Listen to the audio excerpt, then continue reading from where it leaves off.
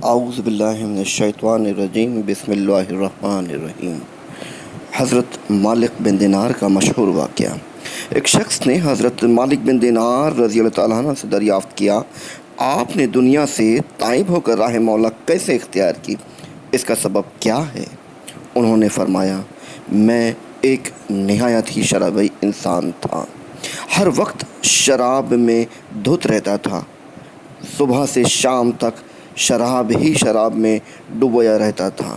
اس زمانے میں نے ایک حسین و جمیل کنیز خریدی۔ اس کنیز کے بطن سے ایک بچی پیدا ہوئی، اس سے مجھے بہت محبت ہو گئی۔ وہ بیٹی ذرا بڑی ہو کر جب گھسیٹنے لگی تو میرے دل میں اس کی محبت نے اور جڑ پکڑ لیا۔ پھر ایسا ہوتا کہ جب شراب لے کر بیٹھتا تو میرے پاس آ جاتی اور شراب کا پیالہ مجھ سے چھینتے ہوئے میرے کپڑوں پر گرا دیتی۔ وہ میری بیٹی جب 2 سال کی ہوئی تو اچانک اس کا انتقال ہو گیا۔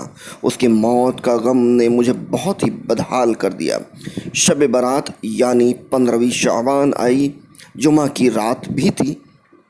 میں نے اس شب بھی بہت شراب پی اور شراب کے نشے میں ہی سو گیا۔ عشاء کی نماز تک بھی نہ ادا کی۔ خواب میں کیا دیکھتا ہوں کہ قیامت کا میدان ہے، مردے قبروں سے نکل کر آ رہے ہیں، انہی میں میں بھی ہوں۔ مجھے اپنے پیچھے کسی چیز کی آہٹ ہوئی، مڑ کر جو دیکھا تو ایک بہت بڑا کالا سانپ منہ کھولے میری ہی طرف دوڑا آ رہا ہے۔ مجھ پر خوف طاری ہوا اور میں نے بھاگنا شروع کیا۔ ایک راہ پر مجھے ایک سفید پوش بزرگ ملا۔ میں نے اس سے منت سماجت کی، مجھے اس مہلک سانپ سے بچا لیجیے، خدا را مجھے بچا لیجیے، مگر اس نے معذرت کی کہ معاف کرنا، میں آپ کو نہیں بچا سکتا، اور کہا میں بہت کمزور ہوں اور سانپ بہت زبردست اور مضبوط ہے، اس لیے میں تمہاری مدد نہیں کر سکتا، مگر آگے جاؤ، شاید مولا تعالیٰ تمہاری نجات کا کوئی راستہ ہموار کرے۔ میں وہاں سے آگے چلا، ایک بلند ٹیلے پر جا پہنچا جہاں سے جہنم کی آگ، اس کے طبقات اور بھڑکتے شعلے صاف دکھائی دے رہے تھے۔ پیچھے آتے ہوئے سانپ کے اندیشے سے مجھے ڈر لگا کہ کہیں اس غار جہنم میں نہ گر پڑوں۔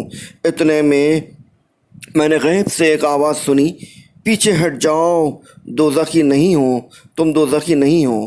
یہ سن کر مجھے قدر اطمینان ہوا۔ میں وہاں سے پلٹا تو سانپ بھی میرے ساتھ آیا۔ ایک آواز سن کر میں ضعیف مرد کے پاس آیا اور کہا، آپ نے اس سانپ سے بچانے میں میری مدد نہیں کی۔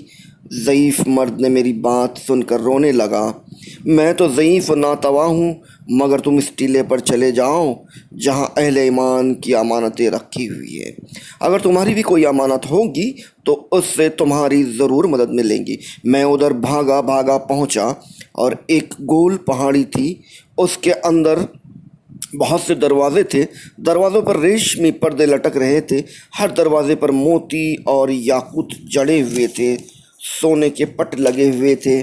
میں پہاڑی پر دوڑا تو سانپ بھی میرے تعاقب میں آیا۔ میں دروازے کے نزدیک پہنچا تو ایک فرشتے نے پکارا، پردہ اٹھا دو، دروازے کھول دو، شاید اس بدحال کی یہاں کوئی امانت ہو، اس کے دشمن سے اسے بچا سکے۔ دروازے کھلتے ہی بہت سے چاند جیسے خوبصورت پیارے پیارے بچے میرے پاس آ گئے۔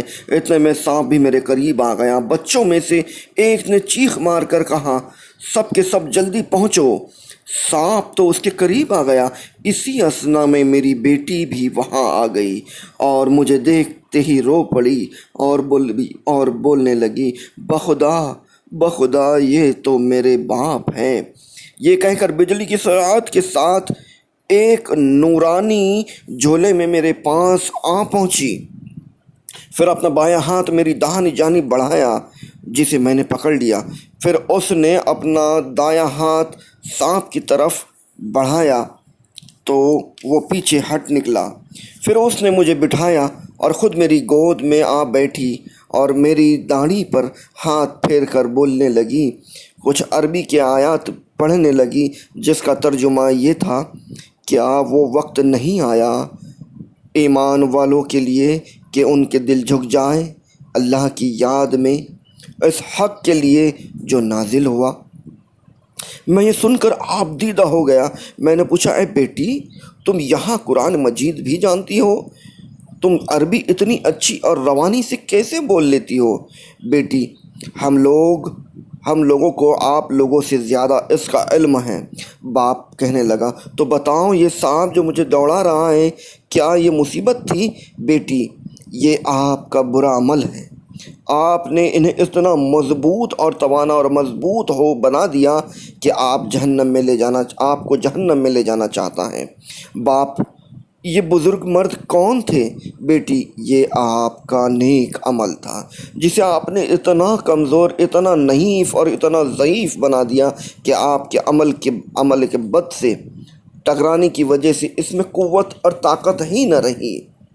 باپ، بیٹی، اس پہاڑی میں تم لوگ کیا کرتی ہو؟ بیٹی، ہم سب مسلمان کی اولاد ہیں، ہم قیامت تک یہیں رہیں گے، ہم لوگوں کو آپ لوگوں کا انتظار ہے تاکہ ہم شفاعت کریں۔ حضرت مالک بن دینار فرماتے ہیں، میری آنکھ کھلی تو میں حیران اور پریشان تھا، مجھ پر خوف طاری تھا۔ صبح ہوئی تو جو سرمایہ پاس تھا لوگوں کو دے دیا۔ اللہ تعالیٰ کے حضور صدق دل سے توبہ کی، یہی واقعہ میری توبہ کا سبب ہوا۔